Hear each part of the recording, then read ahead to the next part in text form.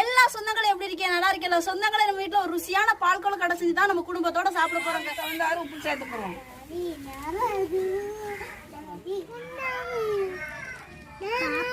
தேங்காயை திருவி எடுத்துக்கிட்டாச்சு. பால் எடுக்கிறக்காண்டி மிக்சியில போட்டு அடிச்சு எடுத்துக்கிறோம்.